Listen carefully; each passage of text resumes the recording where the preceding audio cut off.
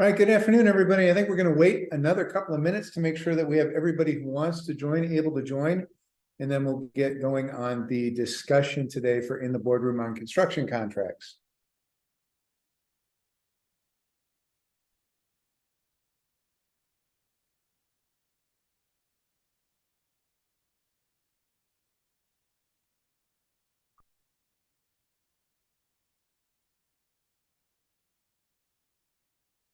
All right, it looks like the participant entry has slowed a bit, so we're going to get moving on this very important discussion today. I'm Andy Phillips. This is my partner, Rebecca Roker with Attolles Law. We are privileged to serve as general counsel to the Counties Association. We represent WCA and a number of counties all across the state. So this session of In the Boardroom is going to focus on construction contracts. And here we have a great story to share at the beginning of this. We are going to tell you that there are hidden pitfalls in these construction contracts. You can't always anticipate what's going to happen. And speaking of anticipating, we were supposed to have Jeff French join us from Barron County, but Jeff is unfortunately ill. And so he's unable to join us today. And so I'm going to speak for Jeff in expressing some of the very practical concerns that we have with construction projects from a county perspective. Sorry, Jeff, if you're able to listen at home, hopefully you enjoy the content, but Jeff is unable to join us today. A couple of housekeeping measures. This is intended to be a discussion, not a lecture or seminar series. And so if you have questions, put them into either chat or Q&A by using the buttons on your screen, and we will attempt to address those as we go through the discussion today. This webinar is being recorded and it will be available on WCA's website. That's wicounties.org shortly after we are done today. So it will be posted there in the event that you want to take a look at this again or share it with others within your county. So with that, perhaps we'll get moving, unless Rebecca, there's anything you wanted to add to this. No, thank you. All right. So as we look at construction contracts, what we're going to discuss today is we're going to introduce the concepts. We're going to talk about the importance of planning. We're going to talk about the various delivery methods as it relates to construction projects within a county. We're going to talk about the AIA contract document set. We're going to talk about some drafting tips when it comes to the AIA series, and then we're going to provide additional insights. Obviously, within the next hour or so, we can't cover every single issue that is going to come up as you go through the process of evaluating your construction contracts, setting up those contracts for success, and heaven forbid, dealing with disputes that may arise under those contracts. And so if you have particular questions that relate to your county, speak with your corporation counsel. And if necessary, if you want to reach out to us, we're happy to have that discussion with you.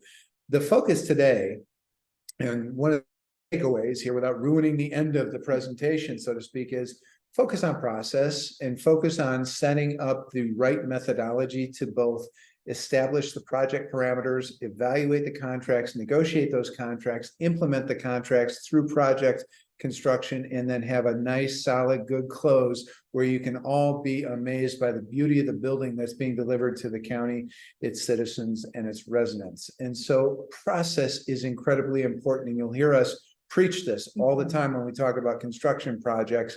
Establishing the right process is not a guarantee of a successful result, but you are more likely to have success at the end of the project if you have an established process that you follow. So with that, why don't we move through the importance of planning? And you're going to hear Rebecca talk an awful lot about this.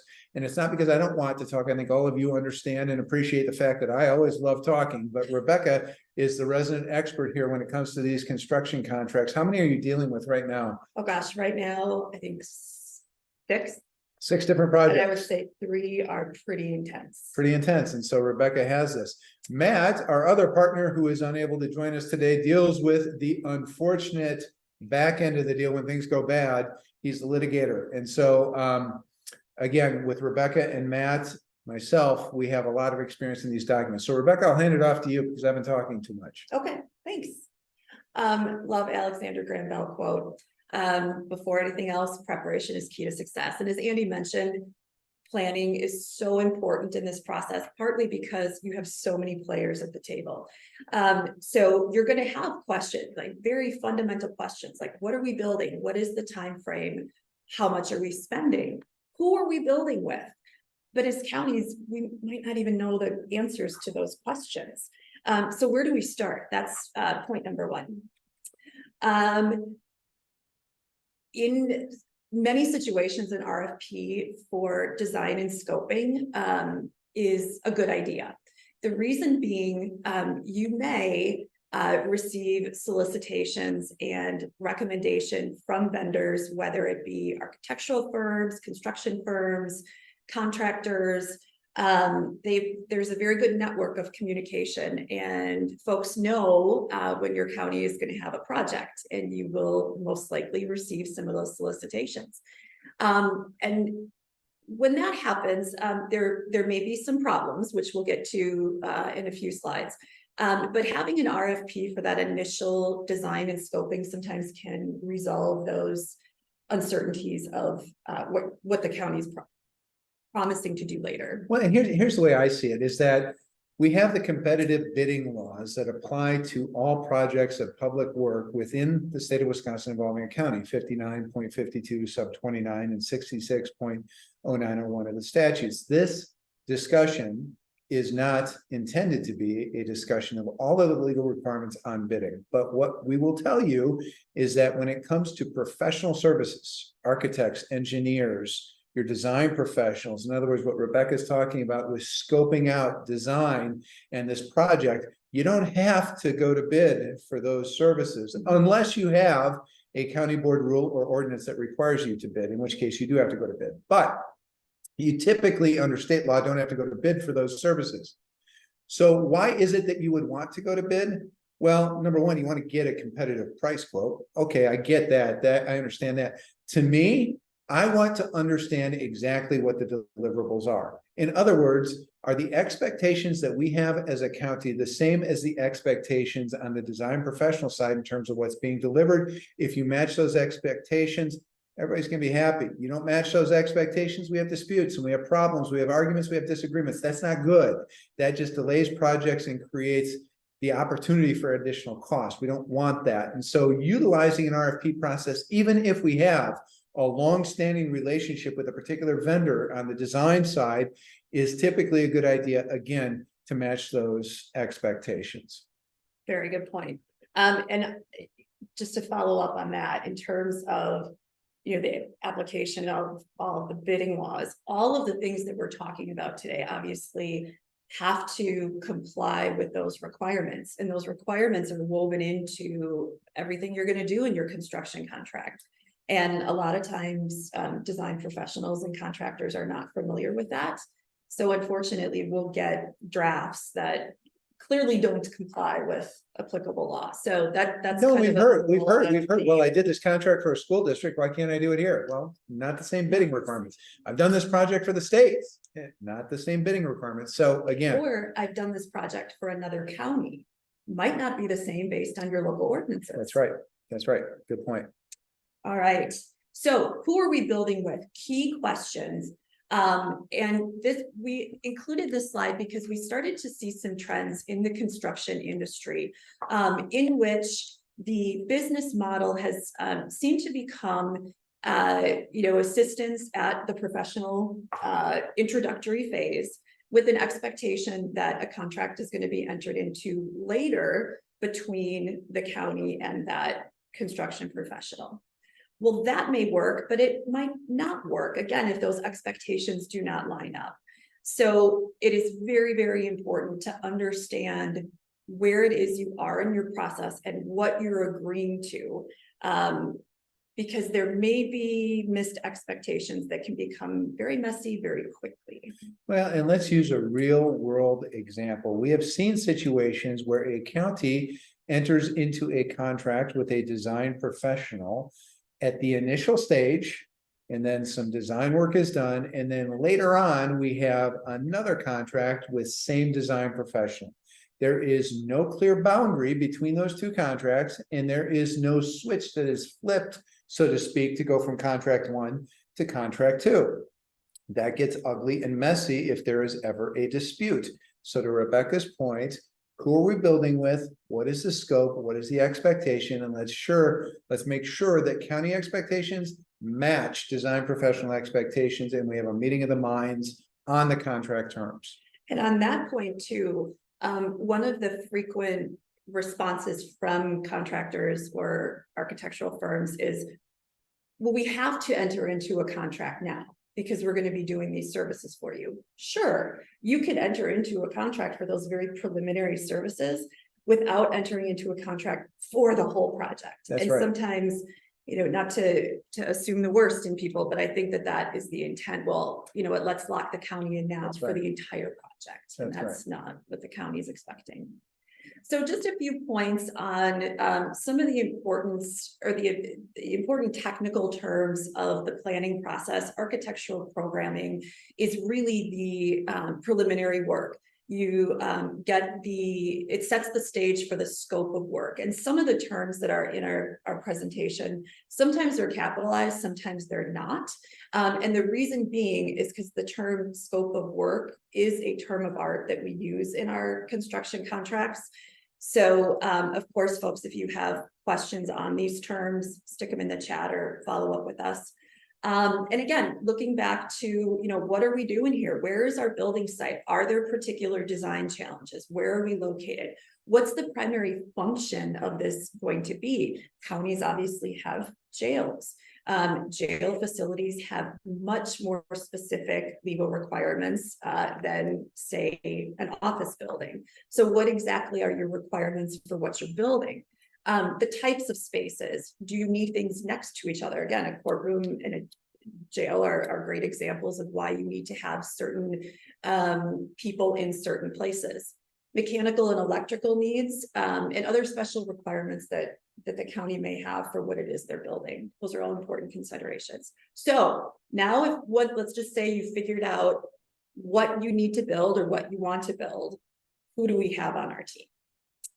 And you want to take this one? This is a lesson from the trench that Jeff French was going to talk about. He's the administrator for Barron County, and they just recently went through a construction project, and he wanted to express some insights and best practices from his perspective, looking in hindsight, which is of course 2020 vision. What could we have done to deliver this project in a better way, according to Jeff? Form an oversight committee, not for the purpose of micromanagement, but learned expertise, a team that is going to be there from start to finish, that is going to take the knowledge acquired throughout the life of the project and apply that knowledge to the best interest and benefit of the county. Appoint a single point of contact that's responsible for contract administration and is going to serve as a direct report to that oversight committee. The team members, when we talk about a committee, we're not talking about a committee of the county board. You can certainly have county board members on that committee, but we're not talking about a typical committee of the county board. We're talking about a team that has varied expertise that they bring to the table that is going to assist the county in ensuring project delivery is 100% correct. And so you're also going to use professionals like an owner's representative, which is a hired professional to come in that is going to serve as the interpreter, if you will, between the contractor and the county. So when the contractor starts using industry terminology and providing examples of exactly what needs to be done, the owner's representative can translate that to that team to make an informed decision about what needs to happen with respect to that particular component of the project. But legal counsel, we will always say this, that legal counsel ought to be a member of the team. Doesn't have to be outside legal counsel, doesn't have to be corporation counsel. I think different counties do it different ways. Sometimes corporation counsel will say, this is something I can handle. Sometimes corporation counsel will say, hire outside counsel to handle this. That's fine either way. Make sure that you have a legal representative as part of that team. They don't need to be at every meeting, but they ought to be a part of that team in order to evaluate the legal commitments that the county is making to ensure that, again, the county is protected, because you're going to see another consistent theme throughout this presentation, that we want to reduce the amount of risk that the county is assuming as a result of the relationship with that contractor. So legal representation on that team is, in our mind, a very important component. Other lessons. Reference checks are difficult. Typically, a contractor is not going to give you a reference of somebody that is going to speak ill of that contractor. So understand that reference checks are difficult. In the RFP stage or RFI stage, when we're looking at qualifications for the various contractors, we can do a little bit deeper dig and not just ask for people that are going to say nice things, but we're going to ask for references on the last 5 projects, for example, that somebody has done for a public agency, and contact all 5. Doesn't mean that they're going to say good things. It has to be the last five. So in other words, reference checks are difficult. They're not your typical, give us a list of 3 references. You want to do a bit deeper dig. Talk to your counterparts in other counties and find out what types of difficulties or challenges they've encountered on these projects, and if they've ever used particular design professionals or contractors. Provide updates to county board members and educate the public about next steps. When it comes to the project planning and the initial RFP phase and things like that, you can't overshare. And the reason you can't overshare is that the public, if they are going to commit to spending dollars on these projects, these are typically not small projects. If they're going to commit to spending dollars, they're going to want to know all of this information. So prepare yourself to share that information, and to the extent possible, be transparent about the process. Now, Rebecca's going to talk about the various project delivery methods that we have here. Right. So what is a project delivery method? What does that even mean? It's the process in which all of the procedures and the components of the design and the actual building are organized and put together and work as kind of one well-greased machine, if you will. So in determining what your project delivery method is, the key considerations are obviously the big ones: the time, schedule, cost, but then also quality, scope, function, and safety. Those are, in the construction industry, they call those the six standards. And so you may see those woven through different presentations that you receive from potential contractors or architects, but those are the big ones. So this is a lot of information, so we'll kind of gloss over it. How does that sound? That sounds good. So we don't just sit here and read it. Traditional method of project delivery is the architect designs and the contractor builds. This is, what we all probably think of as a traditional delivery method. However, it can be very clunky because we're going in a linear fashion. So literally first comes the architect, then the contractor who works with the architect and builds what it is the architect has designed. Well, in that lineal approach, there may be a lot of questions or a lot of issues about what the architect designed. And every time your contractor has questions, that's a pause button that stops the process. And that's what we want to try to avoid. And oftentimes with stopping the process means more cost. Yep. I was going to add that there are a couple of problems with this approach. And again, this isn't a bad approach. This approach is actually what's baked into the public bidding laws. This is what's contemplated under 59.52 sub 29 and 660901, which are the statutes that require competitive bidding on public works projects. But the problems that we see with this particular delivery method is that there's not a high level of coordination. You, as Rebecca said, have a lineal approach where everybody has a role and there's a definite stopping point to that role. And so you don't have clear lines of communication between architect and contractor. And so typically you have people pointing fingers when problems arise. You'll have a contractor saying this is a design issue. You'll have an architect or an engineer saying this is a construction issue. Meanwhile, we as the owner, the county, are saying, I don't care whose issue it is, I want the project built. I'll give you an example. There was an issue that arose in a county with a project that occurred, I think it was 7 or 8 years ago, where the architect designed a beautiful building. It was gorgeous.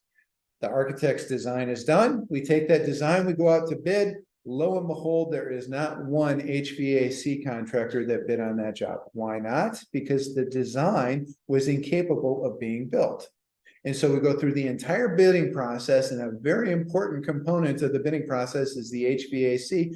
We don't have a complete bid package because we have nobody bidding on the job. So what do? We have to go back to the architect to redesign. How do we know that the architect is going to design in a way that is capable of being bid? We don't, unless we involve some sort of contract professional to evaluate the architectural design. So in other words, this traditional model works very well under the bidding statutes. This traditional model is something that is well known and accepted under the contract document sets, but it may not be the optimum model to deliver your project in consideration of the 6 factors that Rebecca went through previously.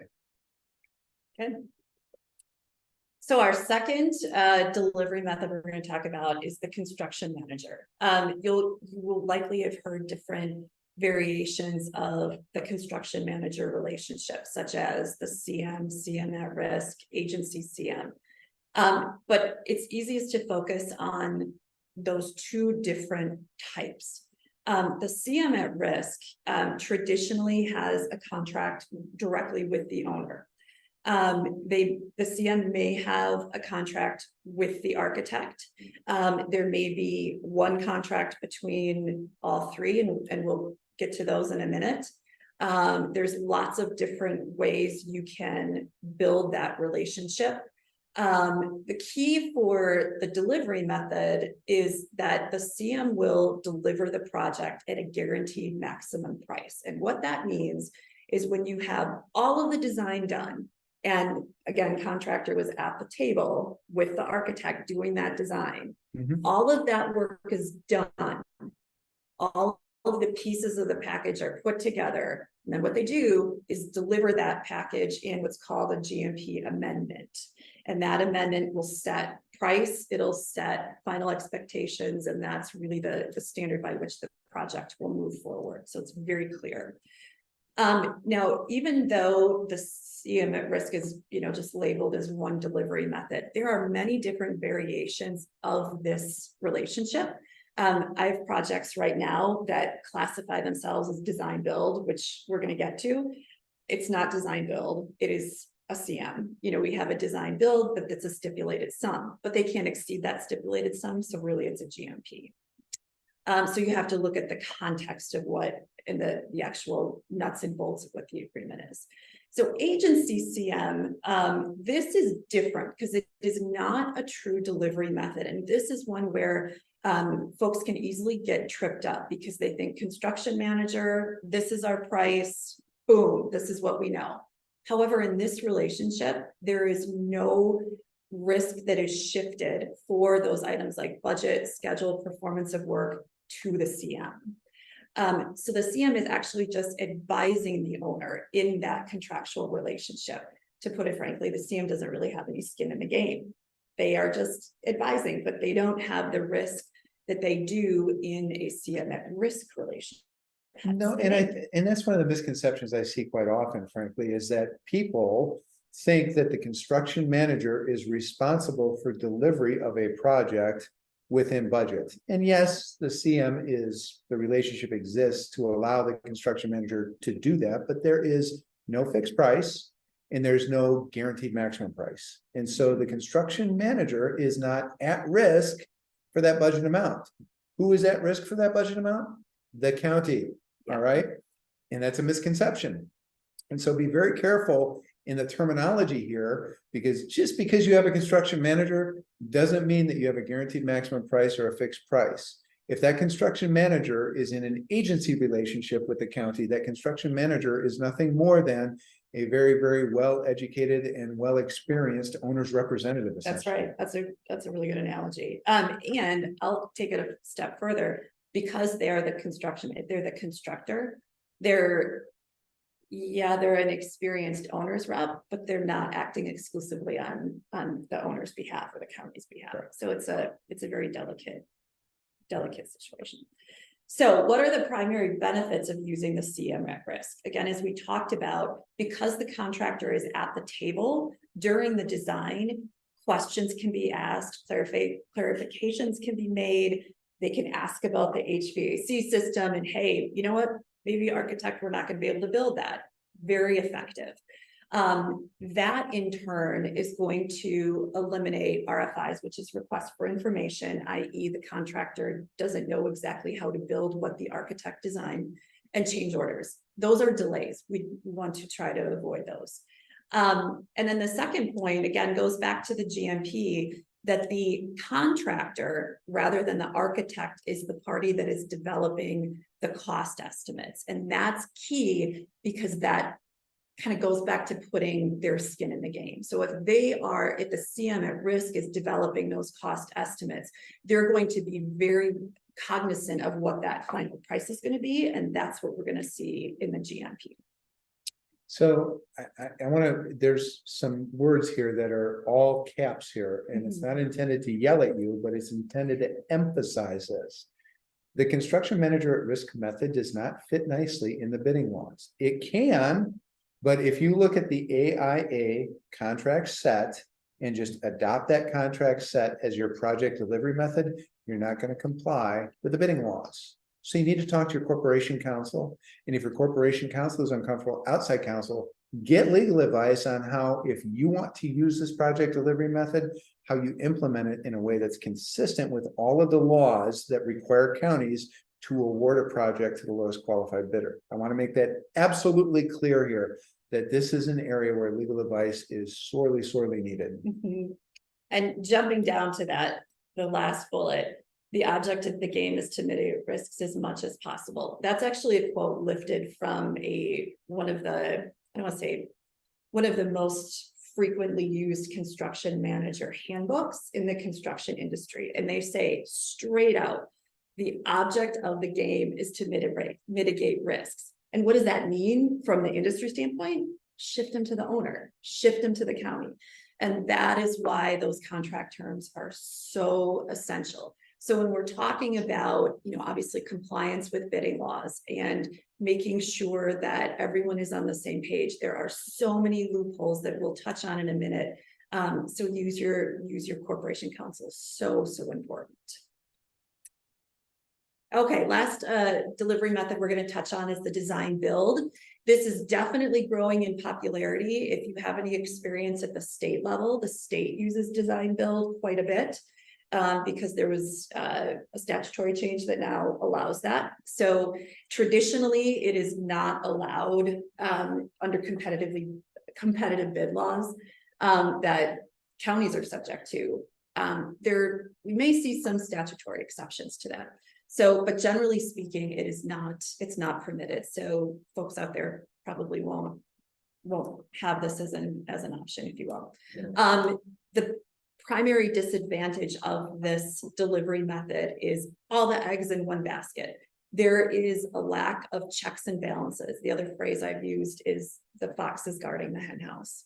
And I have one project right now that the owner, the county was pretty adamant that they wanted to use one firm for design build because they wanted that consistency throughout, which is fine. And they had certainly good reasons for doing that. However, it is the architect designer who is then checking on the contractor. So contractor submits an application for payment. Who's checking it? The contractor. So again, there's benefits to design build, but there's also some significant drawbacks. So we're going to talk about the document set here with AIA. And again, the intent here is not to go through in detail these contract sets because there's a ton of contract sets with AIA, but we're going to talk about some of the different numbers that we see used. So you have an understanding when somebody throws out a B133, you know what that means. And we're also going to talk about what each of those contracts do. The reason we're doing that is that I know you've seen, Rebecca, people use contract sets that are actually different than what the project delivery method was. It makes no sense. So it's important to have an understanding of these document sets. And I've seen that. I have one right now that happened early on in the process. And now we're trying to fit that round hole in the square peg, and it's a challenge. So we have a question here before we get into this. Question from Margaret. Are there good examples of a successful bid process that has a CM at risk delivery method? The most recent one I've seen was with the Memorial Hospital of Lafayette County. It's the last county-owned hospital in the state, and they use CM at risk, and they went through an entire bid process for that. So that is an example. Do you have? Yeah, I have another one. I don't have specific permission to reference this county by name, but it's a very good county friend of ours in our northern areas that had a very good relationship with the CM at risk, and went through very detailed planning. And then when an issue did arise, they were in a good position to ask the questions, and they were some hard questions. So, Yeah. but overall, it was a good relationship. I think what you'll hear is for the counties that have gone through this CM at risk model and went through bidding is that it's a lot more work on the front end. I mean, it's a lot easier just to ask general contractors to bid on a design set. It's a lot tougher to control the bid process from both a CM standpoint and a sub standpoint. So there's a big investment of time and resources on the front end. But I think what you'll also hear them say is that investment is paying dividends on the back end because you run into fewer issues and you have a level of certainty that, you know what, this project is being delivered within budget and estimates that we had going into the project. So I have another comment too. Milwaukee County is currently using construction management risk for a new office building. We'll be using it on additional future projects. Awesome. So yeah, I think we're seeing a pickup in that in terms of the utilization of that delivery method, which is awesome. So there are good examples out there. But with that, CM at risk is not perfect, which we will get into when we talk about contract consideration. You know, because from my perspective, one of the things that is one of the best qualities about the CM at risk is you have that GMP. Yeah. And so the county has some certainty as to what the max price is. However, there are ways in a contract that the CM can kind of chip away at a contingency fund or bill for other things. And so certainly a GMP is a guarantee, but we also see situations where it goes over that GMP. Well, guarantees, it's a bit of a misnomer because it's a guarantee with exceptions, right? Which means it's probably not an absolute guarantee, which it's not. Which the devil is in the details of the That's contract, right. Which we'll get to. So AIA documents, many of you may be familiar with them. They are the traditional document set used in the construction industry, which is both a blessing and a curse because anyone who's in the construction industry is familiar with them for the most part. They are a series of documents that are intended to work together. The problem with that, though, is when they are not used together properly, and we see that frequently. And so it is so imperative that you check with your corporation counsel and talk with the owner's rep and just make sure that the documents that are being proposed are intended to work together. Probably one of the most frequent issues I see is we have one agreement that references another agreement in the standard language, but the parties never signed that other agreement. What do we do? And again, they're often sold as these are easy, these are forms, and we'll get to that. But there are so many ambiguities and so many loopholes. So these are some of the famous quotes, and I will say these are all, I think, within the last 12 months that we've gotten these. Mm-hmm. These are never modified. These are standard. We don't have to change them. And these are quotes from industry, not from owners or counties. This is standard. Don't send it to your lawyer. We're just going to waste time and money. We don't want the lawyer involved. This is probably my favorite. These have been around since 1911. Nobody changes them. Not true. And by the way, in that case, they did ended up changing it. Because when I said, hey, if you are so confident in these form documents, then why don't you indemnify us for any damages that the county, sustains? Oh no, then they want to change it. Why is this so difficult? Just use the form. Why do you have to get your lawyer involved? Just use the form. Mm-hmm. Thank you for letting me vent those. That was a good vent. Yeah, thank you. So what are the actual realities of the AIAs? The AIA is from the American Institute of Architects. So it's the trade group that represents architects. So you can imagine that they are most favorable to architects. And then the next is the construction contractor, general contractor, and then the owner.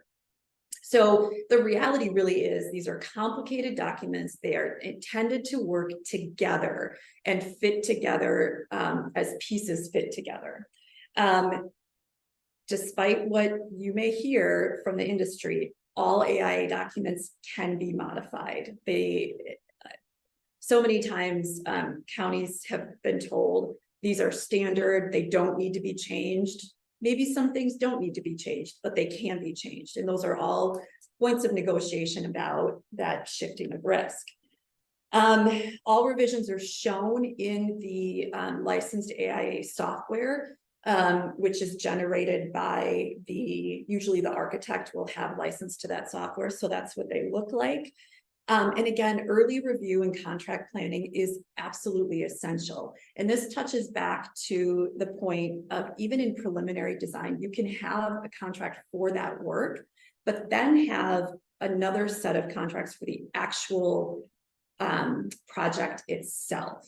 So those AIA documents can certainly work together and memorialize the party's understanding of the relationship. I've seen design contracts that don't use the AIA form and then they flip into the AIA form. Yep. Again, that's fine. You can do that.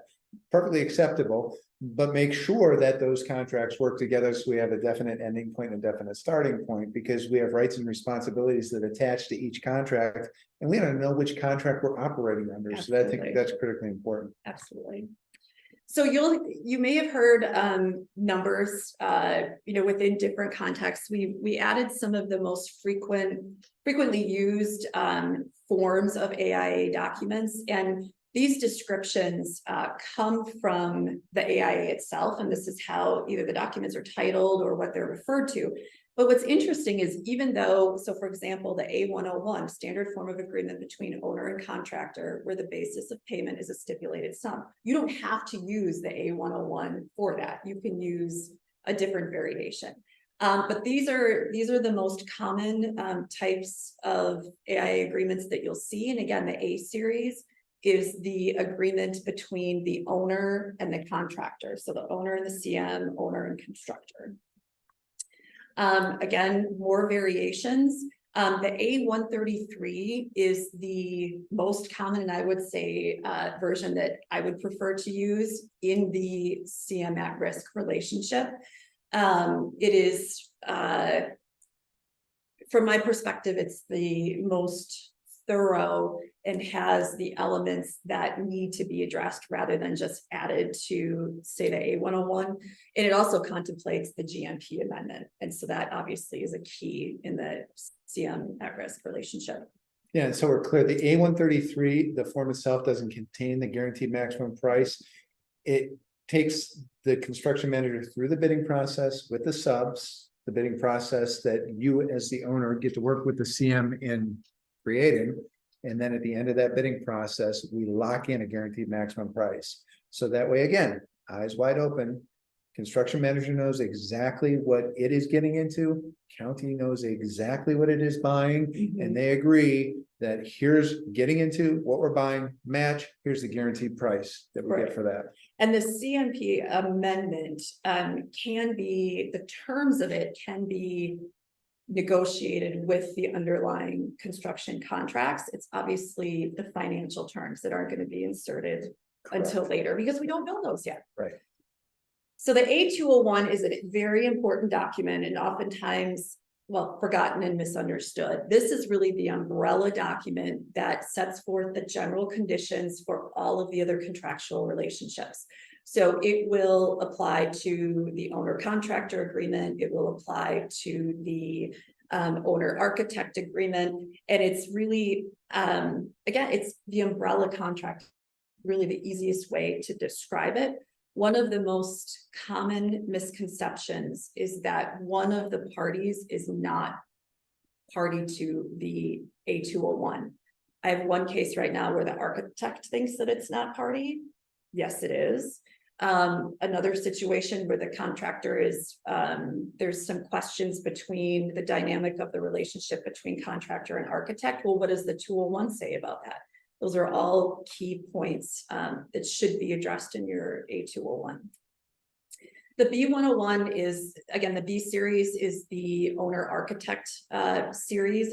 The B101 is a very commonly used form. Again, it's used with that traditional lineal delivery method, but you can use the B101 in a CMAR. Again, we say, yes, technically it should be used in that lineal delivery method, but in fact, I have one right now where we're using that with the CMAR. So it doesn't quite make sense, but they're changeable.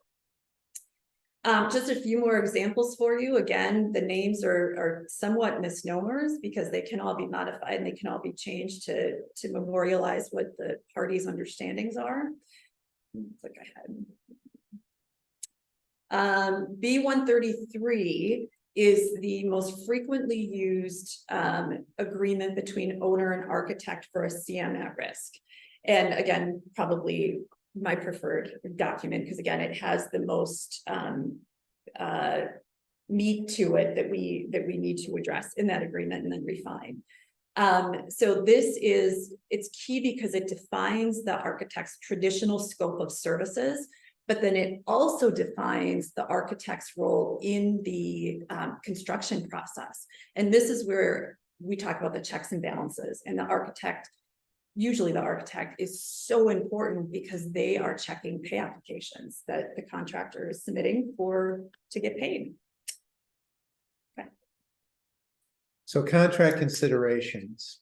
We have pulled various elements from these various AIA document sets, just as examples of where you can see some of the hidden minefields within these contracts. Before we get in here, before anybody accuses us of being contractor unfriendly or construction industry unfriendly here, number one, I want you to know we represent counties and other public agencies. That's our job. And so if we seem unfriendly to the other side, well, it's because we have clients that we represent. But number two, we have no problem whatsoever with construction industry professionals and contractors and subcontractors and material suppliers.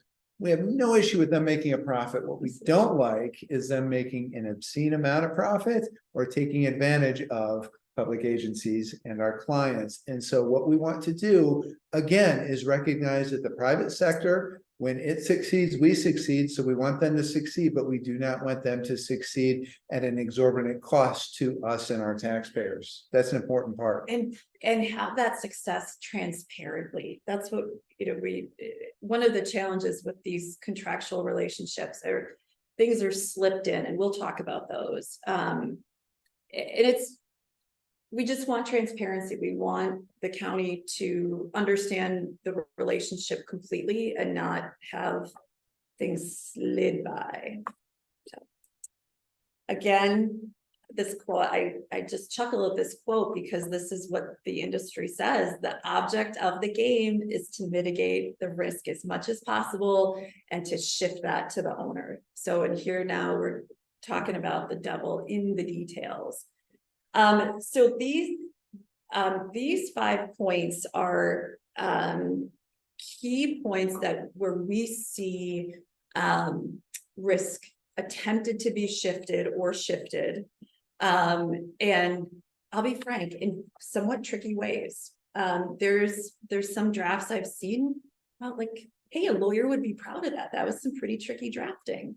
So indemnification provisions, those I'm sure you're all very familiar with, and the challenges of those. So that one's kind of obvious. We have to make sure we're monitoring that. Another is, what is a change order? Because a change order is one of the things that can change the GMP or change the contract sum. Well, we think a change order is going to say change order, right? No. Sometimes contracts will be drafted in such a way that the county is signing a change order and it's not even realizing it's a change order because it's not called that.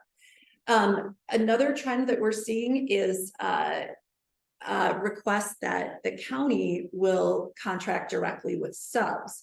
And the basis for that being, we have either labor agreements, the companies will have labor agreements, or there's a labor shortage and county. So just so we can make sure that the schedule is maintained and the project stays on course, why don't you enter into this agreement with the sub? Okay, but what does that look like? What does it mean? What are the consequences for the county? Lots of important questions. Contingency fund. So the contingency fund is I don't want to say the slush fund, but it's the fund that the construction manager can use for various costs that may arise. There should be control of that. There should be notice, because oftentimes that contingency can get depleted very quickly. And then a committee or the county board are like, wait, what happened to the contingency? why is it depleted? Why do we have to put money back in? Profits on termination. So the AIA sets will usually have various schemes of termination, whether it's termination for convenience, termination for cause, lots of different methods. One of the tricks, if you will, is how is profits defined as termination or upon termination. So those are points that you want to pay very close attention to, and how they define profit and what they're entitled to recover upon termination. So controlling bids from subs to bring in a project below the GMP. I mentioned before that the owner and the construction manager are both involved in the process for establishing bids. We know that under state law, we have an obligation to bid certain components of a project of public works. So understanding that it's our obligation under state law to meet all of the bidding requirements contained in state statute or local ordinance, and also understanding that we want to have a say in the bid process, how do we work with the construction manager to make sure that we get the best bids, highest quality work for the lowest possible price? Okay, under the standard contract in AIA, the contractor has complete control of that bid process. We don't necessarily like that. As Rebecca said earlier, we want transparency. We want to understand how much profit people are receiving. It's fine for them to make a profit, but obscene profits are a problem, especially if they're hidden. So again, there are things that we can do to modify the standard AIA documents to get the subcontractors to bring in a project at or below the guaranteed maximum price. So one thing we may want to do is modify that AIA contract, required seal bids from multiple contractors provided directly to the county, to the owner, opened up at a certain time so that we can evaluate the bids along with the construction manager. We may want to involve an owner's representative separate from the construction manager who has expertise within the industry that can evaluate the qualifications of the bidders, evaluate the bids, because again, it's not as simple as writing a number on a sheet of paper and saying, here's my bid. There are going to be various elements within a bid package, and having somebody there who can evaluate all of those different elements may be incredibly helpful to you as a county as you go through and evaluate those bids along with your construction manager. Mm-hmm. You want to talk about controlling costs and self-performance? Yeah, so self-performed work, oftentimes a construction manager will have their own forces and to do specific components of the project. We used installing the drywall here. So in the standard AIA document, it allows the contractor to self-perform that work and not competitively bid it, which sometimes that is a value save, and it may be. However, when we're talking about public bidding laws, we have to make sure that all of that work complies with those laws and those requirements. So there has to be that limit on the self-performance. So one of our tips is to include a provision in your contract that self-performed work still has to go through the bid process. To answer Megan's question quick, yes, the slide deck is going to be sent to WCA and it will be available after this discussion, along with a recording of this discussion. So controlling the cost of contractor supplied rental equipment. This applies whether we're talking about rental equipment or any other part of the so-called general conditions that apply on a project. Rebecca's going to talk briefly about general conditions in a moment, but we always want some sort of objective measure or objective baseline as it relates to these costs. Okay, so if we know that in the marketplace, a particular piece of equipment that needs to be rented for a project is going to come at this cost, let's tie the measurement of how much we pay to that objective measurement in the marketplace. So that's an example of what we can do within the contract. Another point on rental equipment, I've seen significant markups. Yeah. For example, 185% markup. Yeah, that's insane. That's insane. Controlling the cost of change orders. Change orders are not inherently bad. Change orders, if there is a condition encountered while a project is being built that was unforeseen, you need a change order mechanism to address that unforeseen consequence.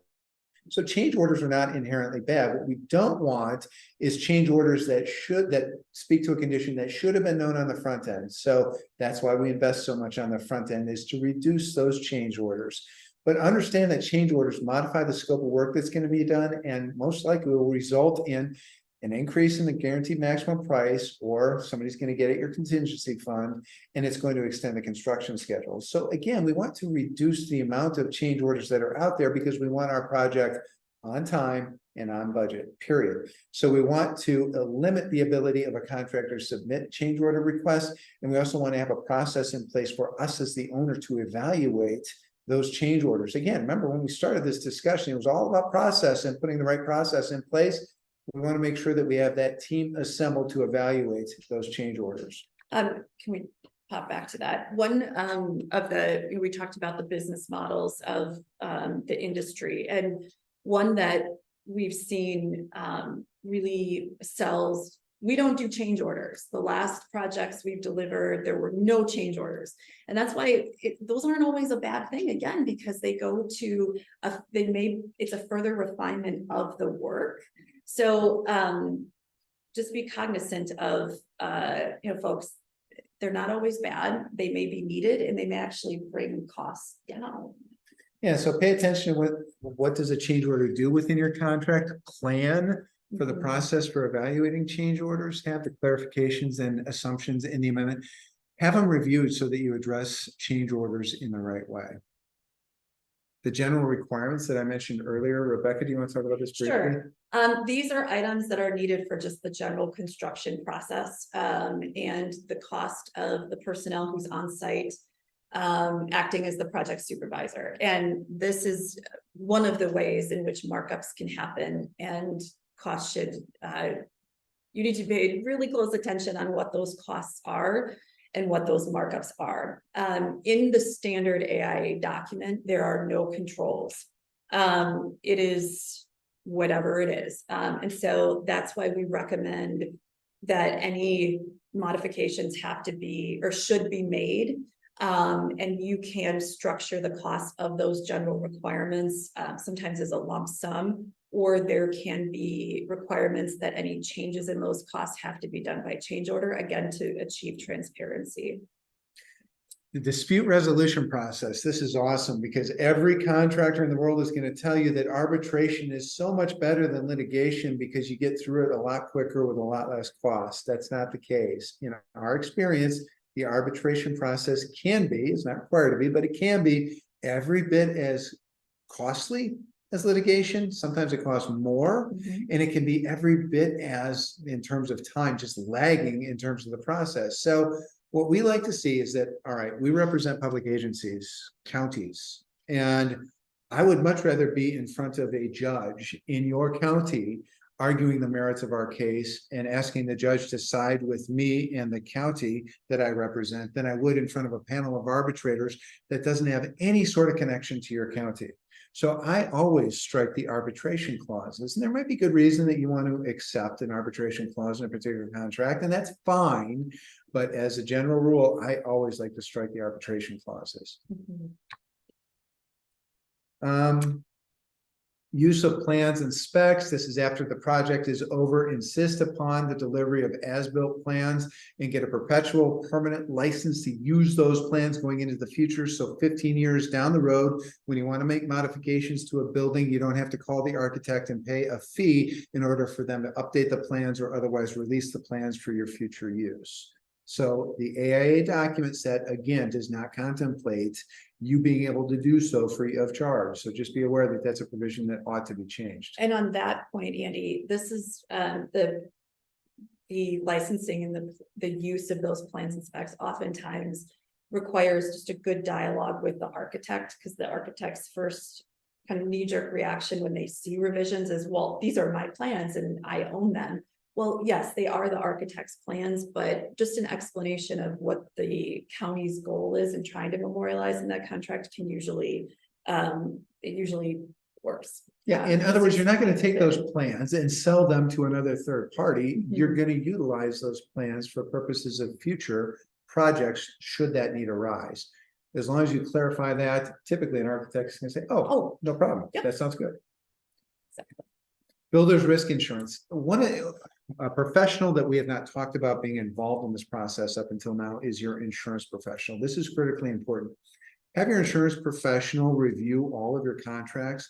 Have your insurance professional understand the project delivery method that you're using, and involve your insurance professional in the discussions about how those contracts need to be worded in order to ensure not only that you're adequately insured, but who's responsible for that insurance. Because builder's risk is a great example. Who pays for it? Who's responsible for acquiring? Are we confident in the company that is assigned the responsibility of providing builder's risk? Those are all conversations you need to have with an insurance professional. Consequential damages. The contractor is going to tell you, just waive consequential damages and I'll do the same. If we both waive, it's awesome. We can go forward because those just add expense to the project. Well, let me give you an example of a consequential damage.